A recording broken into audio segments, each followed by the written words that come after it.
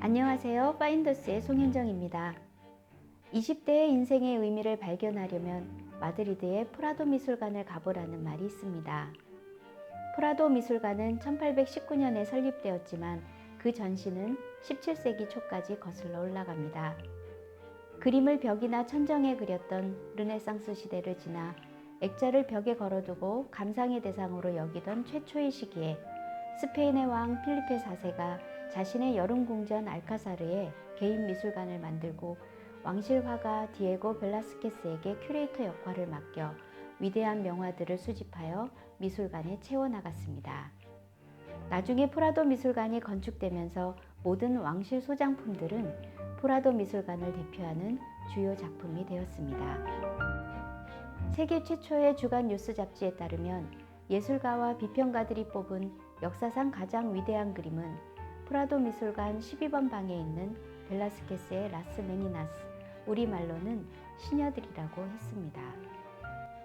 프란치스코 고야는 이 작품을 동판화로 그리며 화가로서 창조성과 상상력을 배웠다고 했으며 인상파 화가 에두아르 마네는 라스 메니나스를 미술사의 가장 중요한 걸작으로 뽑으면서 벨라스케스는 화가들의 화가라고 말했습니다. 피카소는 미술학도였던 10대에 프라도 미술관에 매일 찾아가 벨라스케스의 라스 메니나스를 보며 평생 영감의 원천으로 삼았습니다.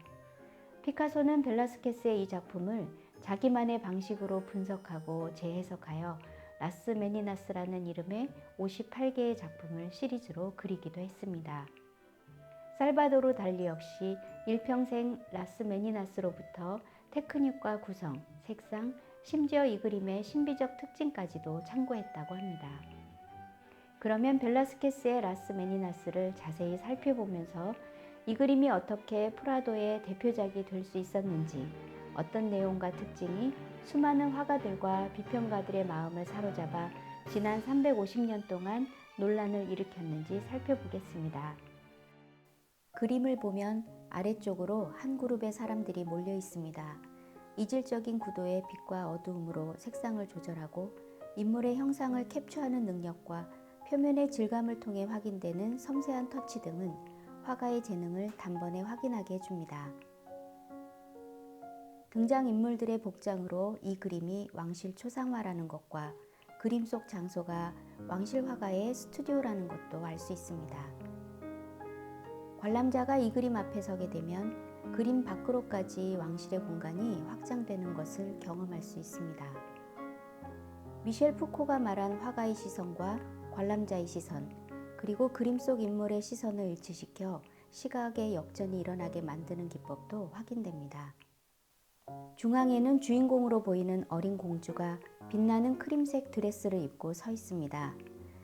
투명한 옷소매, 부드러운 금발머리, 옅은 핑크빛 볼은 오른쪽에서 비추는 자연 광선에 반사되고 있습니다. 그녀는 필리페 4세와 그의 두 번째 부인 마리아나 사이에서 태어난 마르가리타 테레사입니다. 유일한 미래의 법적 후계자인 마르가리타 공주는 의지에 찬 다부진 자세로 표현되었고 5살 어린 공주의 표정과 눈길은 사뭇 호기심이 엿보입니다. 공주 양 옆에는 두 시녀가 있습니다. 시녀들은 공주의 친구이며 동시에 공주를 보살피는 이들이죠. 왼쪽의 마리아는 공손히 무릎을 굽혀 공주에게 마실 것을 건네고 오른쪽 이사벨은 치마를 잡고 예를 갖추며 기다립니다. 왕실의 난장이들의 역할은 왕실 가족들을 즐겁게 해주거나 공주가 잘못을 했을 때 대신 매를 맞아주기도 하는데요. 니콜라 시토는 애완용 도사견에게 발로 장난을 치고 있습니다. 뒤편 울로아 수녀가 호위병과 넌지시 귀갯말을 건네고 있고 뒷문 계단에는 여왕의 시종이 스튜디오를 둘러보고 나가는 듯 서 있습니다. 화가는 뒷문을 그려 넣으므로 안쪽으로 더 많은 빛이 들어오는 효과를 주었습니다. 왼쪽 끝으로 이젤에 세워진 대형 캔버스가 있고 그 앞에 붓을 들고 그림을 그리는 벨라스케스가 있습니다. 표정은 근엄하고 은색 비단 셔츠에 검정색 상의를 입고 왕실 초상화에 스스로를 카메오로 등장시킨 것입니다. 포토붐이라 불리는 이러한 시도는 이 그림이 그의 초상화 같다는 논란을 일으키기도 했지만 그가 단순한 왕실 화가이기보다 필리페 4세 가족과 각별한 사이라는 사실을 은근히 과시한다는 인상도 줍니다. 이 그림의 백미는 스튜디오 뒷벽에 달린 거울 속 이미지입니다.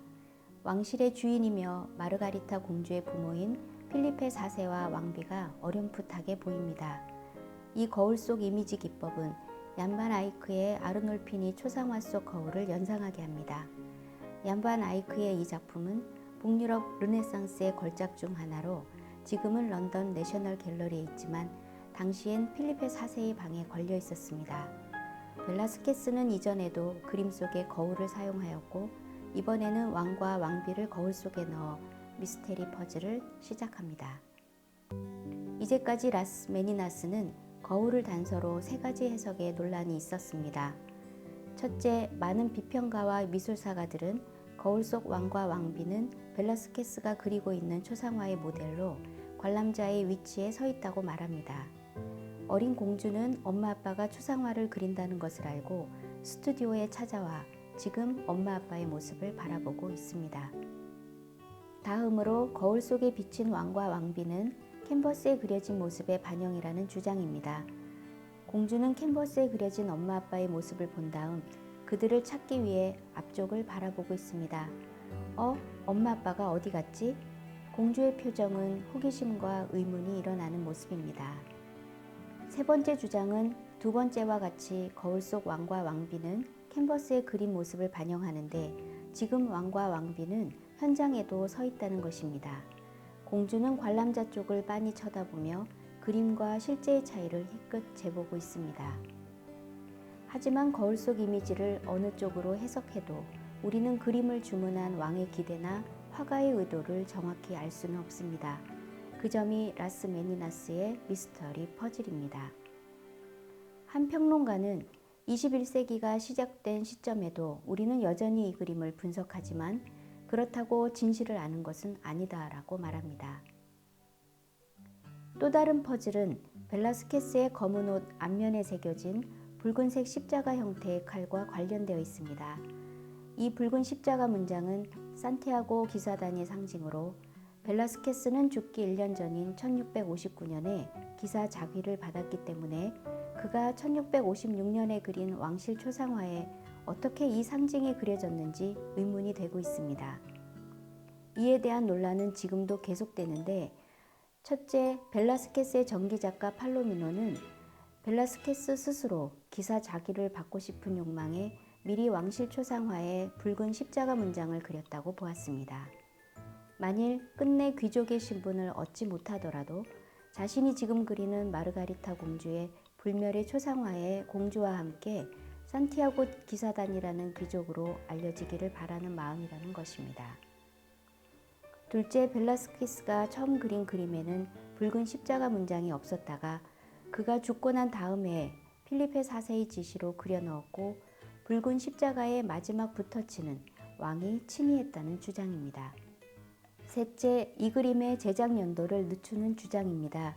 최근 조나던 브라운은 이 그림을 벨라스케스가 기사 자귀를 받은 1659년 11월 이후부터 이드메초 피레네로 여행을 떠나기 전까지 자신을 귀족으로 만들어준 왕에게 감사의 선물로 이 그림을 그렸다는 주장입니다. 하지만 이 주장대로 제작 연도를 4년 후로 늦춘다면 마르가리타 공주도 9살만큼의 신체 변화가 있어야 하지 않을까요? 벨라스케스는 1599년 스페인 남서쪽에 있는 세비야에서 유대인 변호사 아버지와 스페인의 하급 귀족 어머니 사이에서 태어났습니다. 어린 시절부터 미술에 천재적이었던 그는 12세에 세비야의 대표적인 화가 프란치스코 파체코의 견습생으로 들어가 비례나 원근법 등을 배우며 미술적 재능을 인정받았습니다. 1622년 마드리드로 올라온 벨라스케스는 왕실 화가의 부재를 틈타 필리페 4세의 초상화를 그리게 되었는데요. 그는 초상화를 단 하루 만에 그려 왕의 마음을 사로잡았습니다. 그로 인해 그는 평생 왕실 화가로 궁전에서 지냈고 오늘 우리에게 왕실 화가만이 남길 수 있는 라스 메니나스라는 위대한 걸작을 남길 수 있었습니다. 프라도의 이 걸작은 최근 너무 많은 관람 인파와 공기 오염에 노출되어 시녀들 의상의 안료 색상과 질감이 바래지고 있다는 슬픈 뉴스를 듣습니다. 19세기와 20세기 두 차례 나누어 그림의 표면에 쌓인 오랜 먼지때를 벗겨내기도 했습니다. 흔히 예술은 영원하다고 하죠. 이 위대한 화가의 놀라운 걸작의 역사적 의미와 반향, 그리고 이 작품을 둘러싼 수많은 퍼즐과 아름다운 스토리텔링, 그와 더불어 수백 년간 점차 바래져가는 작품을 보면서 과연 예술은 영원히 우리 옆에 남아있을 것인지 의문이 생깁니다. 마치 마르가리타 공주는 우리에게 이렇게 말하는 것 같습니다. 내 앞에 당신은 계속 서 있을 건가요? 라고 말입니다.